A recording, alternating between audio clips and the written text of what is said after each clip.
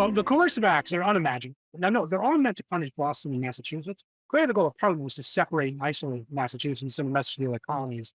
You don't need to worry. But everybody's shocked. But what? They can forcibly change charters. They can shut down ports. They can take away livelihoods. They can impose martial law, which is what they think what the Admiralty puts on civilians. If they can do it in Massachusetts, they can do it anywhere. So it actually brings them together in what's known as the First Continental Congress. And there, they really do confront what I've said is this point of no return dilemma, because they realize, wait a second, we're actually saying that they can't tax or legislate things. Are we really saying that we can't be part of the British Empire anymore? Is that's the conclusion we have to come to? And what's interesting is in 1774, they still don't want it, but they don't know on what terms could they stay.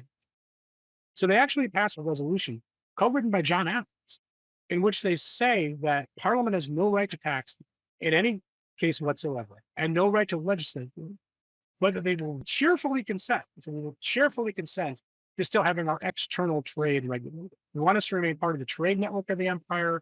We want to be part of this wonderful, powerful economic entity that we're part of. But we have to say that we'll only do it by consent. We can't even grant you the power to legislate for us, because the power to legislate for our commercial behavior is the same power to legislate the coercive acts. So they're essentially now saying, we'll cheerfully consent to stay in, but you have to understand that it's only through our consent. Well, Parliament can't accept that. They can't accept it. So really, from 1774 on, there's a sense that there's no longer an offer they can make to the king or to Parliament of Britain that they can agree to. And there's no pre-existing structure of the empire that Parliament can stay. That's further intensified, and they send off this resolution. And at the end of May of 1774, and then say, okay, so we'll meet again in a year, and hopefully things will have been resolved. It's in the interim that then the troops in North America are obligated to enforce the coercion. They have to start policing behavior. One of the Massachusetts Government Act had limited the number of town meetings to one per year. They're still meeting more than that. They're supposed to go out and sort of stop that from happening. The leaders of the resistance movement had to flee Boston and go into surrounding communities like Lexington and Concord.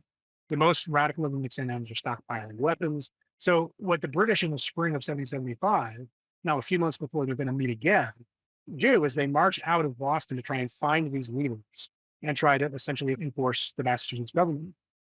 This leads to people massing in the story, following the troops, confronting them in first the Battle of Lexington, the Battle of Concord, then chasing them back to Boston, surrounding the city of Boston and laying siege to it. Now blood has been shed, shots have been fired on both sides. And so when the Congress meets a month later, the situation has become far, far worse than when they've been, now they didn't have a meeting. And so really from 1775 on, even though some people still are saying, is there any way we can figure out a peaceful solution? There simply isn't. I mean, essentially the only thing they got to say, well, can we simply say that Parliament has no authority and that we get to deal directly with the king? But then they're essentially saying we're equal to Parliament. We're our own government. Well, no king or Parliament can accept that. There's really no way to get out from there. And so what the Second Continental Congress from 1775 on, so slowly realizes it's actually government. And it's inherited a war situation. And it needs to start organizing an army. It needs to start working with the constituent local governments in the states. And it needs to, in fact, back up its claim that Parliament no longer has any authority to do anything.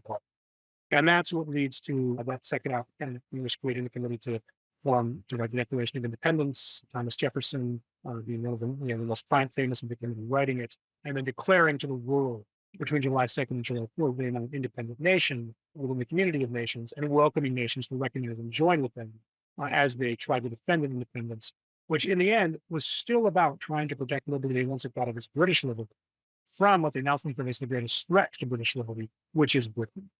So what I guess I want to leave you with is this is an ironic story, and it very much was not inevitable. And no one could have predicted it, even 15 years before. And none of the people who found themselves in the First and Second Continental Congresses grew up thinking they would be anything other than loyal British subjects of the king.